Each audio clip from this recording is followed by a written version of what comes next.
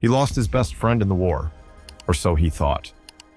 For years, Mike carried the guilt of Jason's death, until one ordinary morning in his new diner, a single receipt made his hands shake. What happened next shattered everything he thought he knew about the past and the future. The road twisted through the sleepy little town of Blackwood, a place barely big enough to make it onto a map.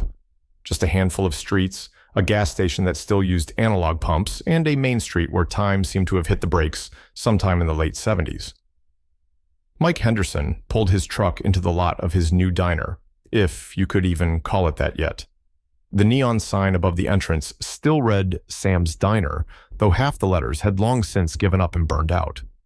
The windows were streaked with dust, the chrome stools inside had lost their shine, and the smell of old grease still clung to the walls like a bad memory. But none of that mattered. This place was his now.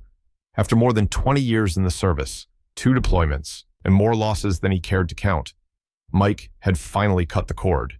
No more barracks, no more combat zones, no more waking up to the sound of distant explosions. He had left it all behind.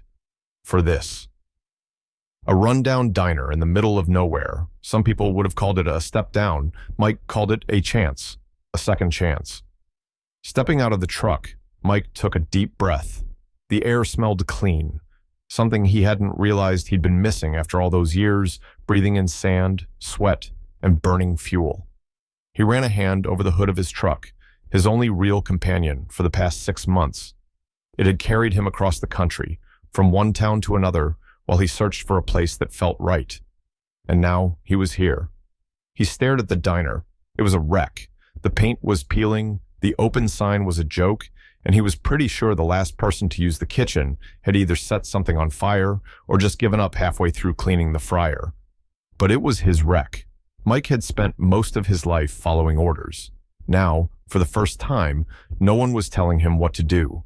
No commander breathing down his neck, no mission briefs, no deadlines. Just him, a broken-down diner, and a town that probably wasn't expecting a grizzled ex-soldier to suddenly show up and start flipping burgers. But he didn't care. This wasn't just about running a business. This was about building something from scratch, about having control over his own life for once. He imagined it, the booths filled with locals, sipping coffee, the grill sizzling with fresh burgers, the smell of bacon and toast in the mornings. Maybe, just maybe, he could turn this place into something special. A place where he didn't have to look over his shoulder. A place where he didn't have to say goodbye to anyone ever again. First day on the job, inside, the diner was quiet. Almost too quiet. The kind of silence that made his skin itch. He'd spent too many years in places where silence meant something bad was about to happen. But not here. He had to remind himself that this was different, that this was supposed to be the fresh start he'd been chasing. The old coffee machine grumbled as it fired up, spitting out a dark, bitter brew. Nothing fancy, but exactly what he needed. He took a sip, letting the heat settle in his chest. Today was day 1. No staff yet, no regulars, no rhythm. Just him, an empty diner, and a whole lot of work ahead. Then the doorbell jingled.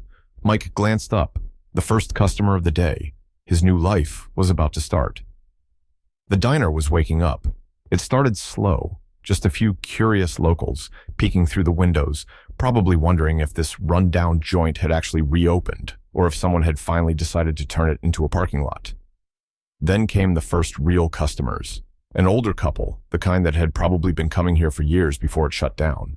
They shuffled in, whispering to each other about how everything looked all but the same except cleaner. Mike greeted them with a nod, poured their coffee, and did his best to play the part of a guy who belonged here, but truth be told, he still felt like an outsider. The war had taken a lot from him, his friends, his sleep, and any sense of what normal was supposed to feel like. This town, this diner, they were supposed to be his fresh start. But standing behind the counter, watching people go about their lives like nothing had changed, Mike felt more like a tourist than a man putting down roots. Then he walked in. A lone man, probably in his early 50s, stepped through the door. His clothes were worn but neat, his posture a little too stiff, like someone who had once stood tall but had been carrying too much weight for too many years. His face was lined, his eyes dull, the kind of look a man gets when life has been one long uphill battle. Mike knew that look. He'd seen it in the mirror. The man didn't say much, just slid into a booth near the window and stared out like he was watching something only he could see. When Mike walked over, he finally spoke. Just coffee, black, and a turkey sandwich. Simple order, no fuss.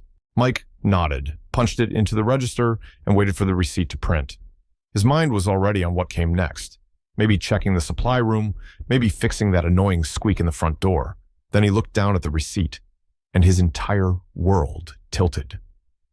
A ghost in the ink. The name printed on the slip of paper hit him like a freight train. Jason Miller. Mike's breath caught in his throat. His grip on the thin paper tightened, the edges crumpling in his fingers. No, that wasn't possible. Jason Miller was gone. Mike had been there, on the ground, in the dirt, in the chaos when it happened. Their unit had been pinned down. A routine patrol turned into an ambush. They had fought hard, clawed their way through, but the explosion, that explosion, had taken Jason. They searched. For hours they searched.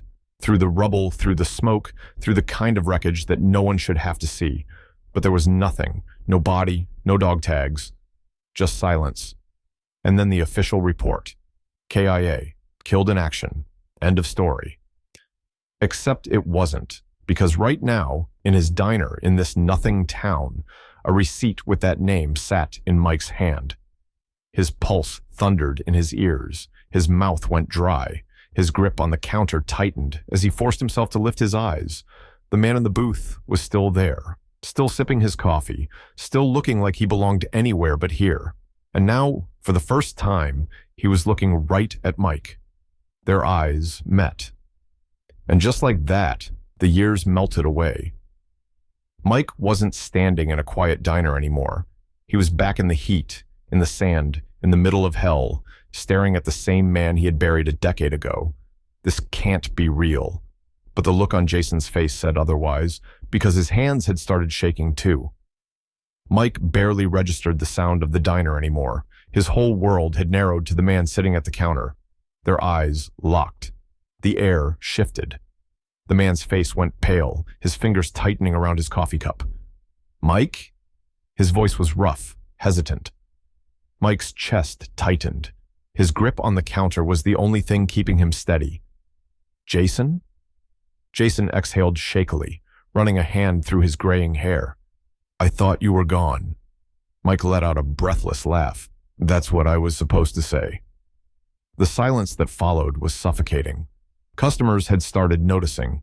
The clink of silverware, the hum of conversation. It all dulled as people exchanged wary glances. But Mike wasn't paying attention to them. His focus was locked on the impossible. He moved, barely aware of his own actions, and sat across from Jason. His hands lay flat on the table, his voice tight. "Explain." Jason swallowed hard. "After the explosion, I wasn't gone. I woke up under the rubble. Locals found me. They kept me hidden. I was stuck for a long time." His voice trailed off, thick with something unspoken. Mike's stomach twisted. "How long?" Jason gave a bitter chuckle. "Long enough for the army to write me off. Long enough for you to move on."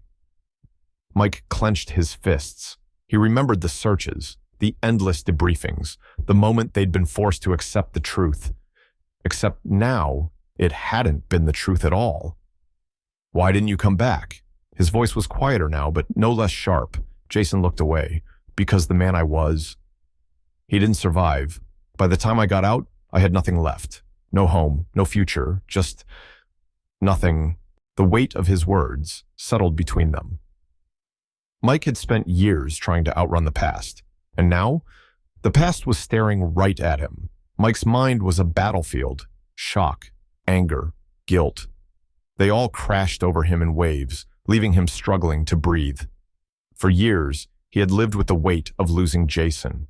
He had replayed that day over and over, wondering what he could have done differently. And now, Jason was sitting right in front of him, alive. Mike clenched his fists, his voice raw. "Do you even understand? We searched for you, His throat tightened. "I blamed myself for not saving you."